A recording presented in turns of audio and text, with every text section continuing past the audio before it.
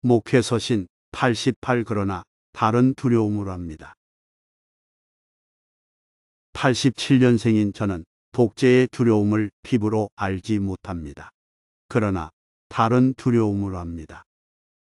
무한한 경쟁 속에 가루가 되어버릴 것 같은 두려움, 나날이 변화하고 복잡해지는 세상 속에 내 자리는 없을 것 같은 두려움, 온갖 재난과 불평등으로부터 나와 내가 사랑하는 사람들을 끝까지 지킬 수 없을 것 같은 두려움, 무사히 할머니가 될 수 없을 것 같은 두려움.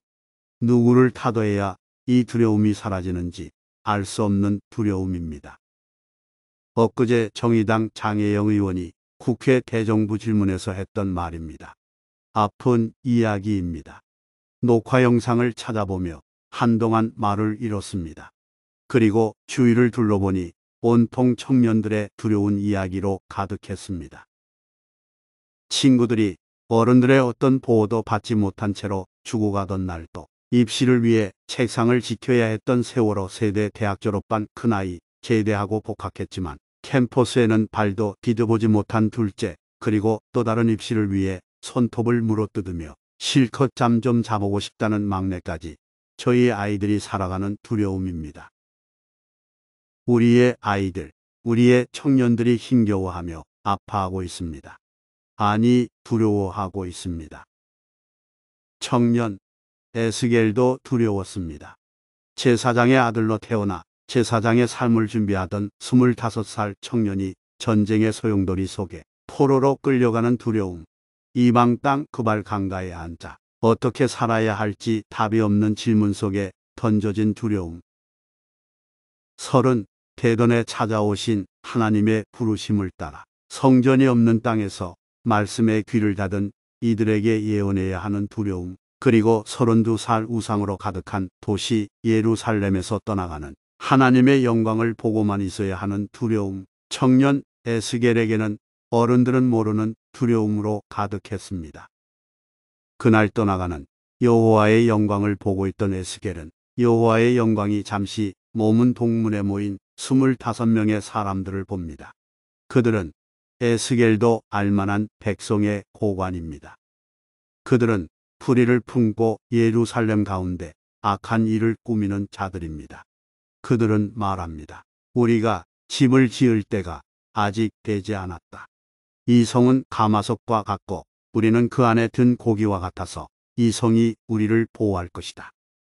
왕과 제사장들과 고관들이 포로로 끌려갔습니다.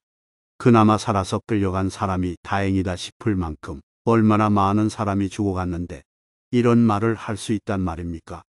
나라가 망하고 이웃들이 죽어가도 자기 집은 아직 지을 때가 안 된 튼튼하고 좋은 집이랍니다. 포로가 되어 끌려간 이들의 두려움을 알기는 하는지 예루살렘은 가마솥과 같고 자기들은 그 안에 든 고기 같아서 안전하게 보호받을 것이랍니다. 나만 좋으면 괜찮답니다.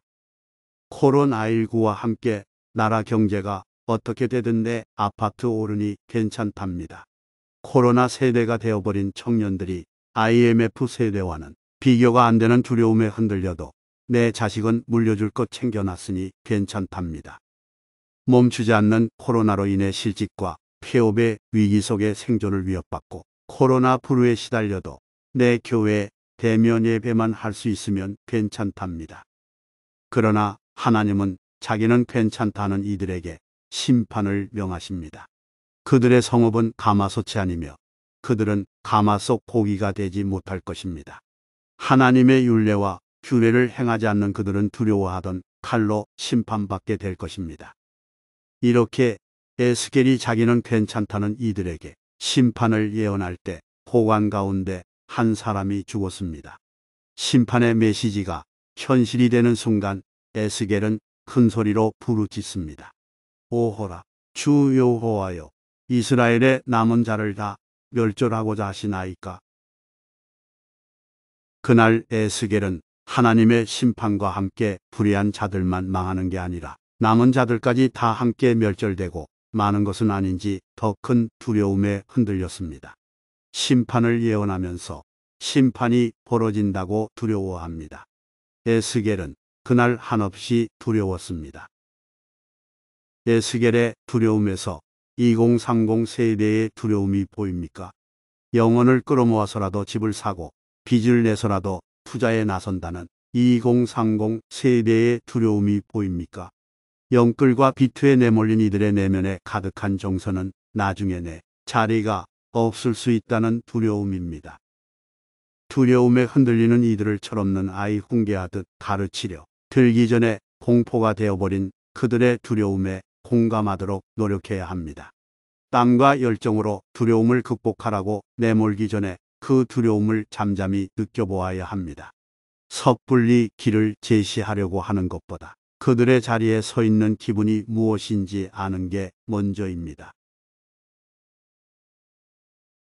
늦은 밤 잠든 아이들 머리에 손을 얹고 간절히 구합니다. 하나님, 아이들을 마음으로 깊이 공감할 수 있게 도와주세요.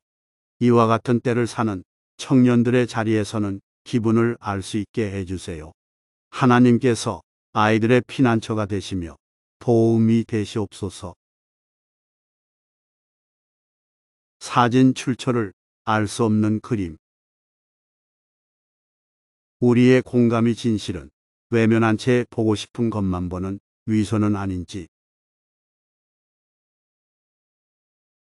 2020년 9월 18일 금요일 아침 권종열 목사.